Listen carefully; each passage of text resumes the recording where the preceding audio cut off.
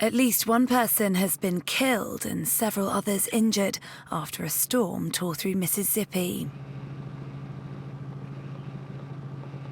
Aerial footage showed homes destroyed and trees uprooted as severe weather saw strong winds, driving rain, and even a tornado roar through parts of the state.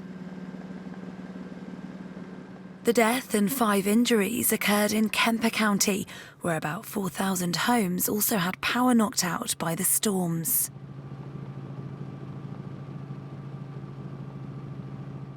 The tornado was part of a storm system that's been cooling eastward over the last few days, producing twisters and destructive winds in Arkansas, hail and high winds in Texas, heavy snow in Colorado, and flood warnings in Illinois.